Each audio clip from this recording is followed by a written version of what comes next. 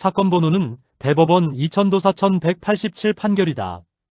이 판결은 환각물질을 흡입하는 행위를 처벌하는 유해화학물질관리법 규정이 헌법상 죄형 법정주의와 법치주의에 위반되는지 여부를 판단한 사건이다. 쉽게 말하면 법이 환각물질을 금지하면서 그 구체적인 물질의 종류를 대통령령에서 정하도록 한 것이 헌법에 맞는지 아니면 너무 포괄적이고 불명확한 규정인지가 문제된 사건이다. 이 사건의 개요는 다음과 같다. 피고인은 신나나 접착제 등에 포함된 화학물질을 흡입한 혐의로 기소되었다. 유해화학물질관리법 제35조 제1항은 흥분 환각 또는 마취 작용을 일으키는 유해화학물질로서 대통령령이 정하는 물질을 섭취 또는 흡입하거나 그러한 목적으로 소지해서는 안 된다고 규정하고 있다. 그리고 그 구체적인 물질은 시행령에서 톨루엔, 초산에틸, 메틸알코올, 신나, 접착제, 부탄가스 등을 열거하고 있다. 피고인은 이러한 규정이 너무 추상적이고 포괄적이어서 어떤 물질이 범죄가 되는지 명확하지 않다고 주장하였다. 또한 범죄의 내용을 법률이 아니라 대통령령에서 정하도록 한 것은 헌법이 요구하는 죄형 법정주의에 위반된다고 주장하였다. 이 사건의 핵심 쟁점은 두 가지였다. 첫째는 환각물질을 법률이 아니라 대통령령에서 구체적으로 정하도록 한 것이 위임위법의 한계를 넘는지 여부였다. 둘째는 섭취 또는 흡입이라는 표현이 너무 추상적이어서 어떤 행위가 범죄인지 국민이 알기 어렵지 않은지, 즉 명확성 원칙에 위반되는지 여부였다. 대법원은 먼저 환각물질의 구체적인 범위를 대통령령에서 정하도록 한 것이 위임위법의 한계를 넘지 않는다고 보았다. 그 이유는 환각작용을 일으키는 화학물질이 과학기술의 발전에 따라 계속 새롭게 등장하기 때문이다. 만약 모든 물질을 법률에 직접 규정하려고 한다면 법률이 현실의 변화를 따라가기 어렵고 사회적 위험에 신속하게 대응하기도 어려워진다.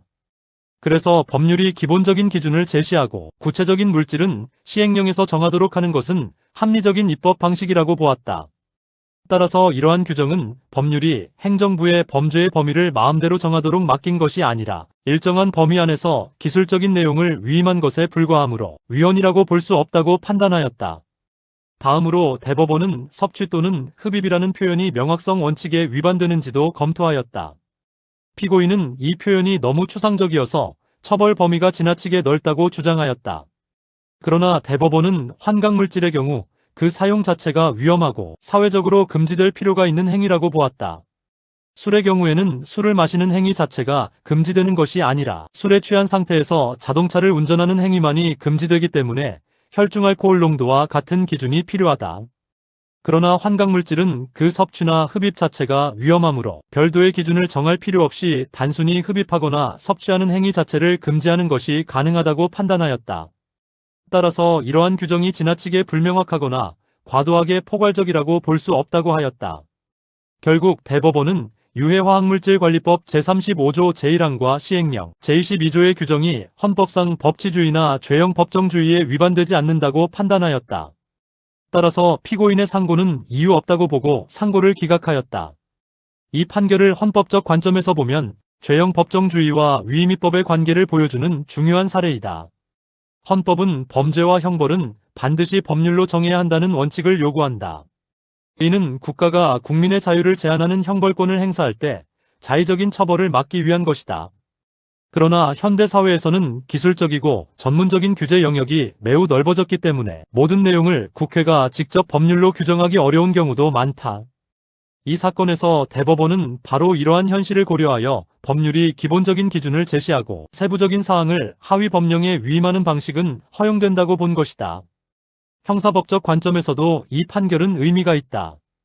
형벌법규의 명확성 원칙은 국민이 어떤 행위가 범죄인지 사전에 알 수 있어야 한다는 요구를 포함한다.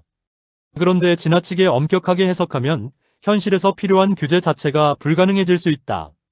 환각물질처럼 새로운 물질이 계속 등장하는 분야에서는 일정한 범위의 위임위법이 불가피하다. 대법원은 이러한 현실적 필요성을 인정하면서도 법률이 기본적인 기준을 제시하고 있다는 점을 들어 위헌성을 부정하였다. 다만 이 판결에 대한 비판도 존재한다. 형벌법규는 국민의 자유를 직접 제한하는 규범이므로 가능한 한 법률 자체에서 범죄의 범위를 명확히 규정해야 한다는 견해가 있다. 만약 행정부가 시행령이나 고시를 통해 범죄의 범위를 사실상 확대할 수 있게 된다면 권력 분립 원칙이 약화될 수 있기 때문이다. 또한 환각물질의 범위가 계속 확대될 경우 국민이 어떤 물질이 금지 대상인지 정확히 알기 어려울 가능성도 있다. 그럼에도 불구하고 이 판결은 환각물질 규제라는 공익적 목적과 죄형 법정주의라는 헌법 원칙 사이에서 균형을 찾으려 한 판례로 평가된다. 즉, 법률이 기본적인 기준을 제시하고 있고 그 범위 안에서 기술적인 사항만을 위임하였다면 헌법상 허용된다는 입장을 분명히 한 것이다. 이러한 판단은 이후 다양한 행정형벌 규정에서 위임입법의 허용 범위를 논의할 때 중요한 기준으로 활용되고 있다.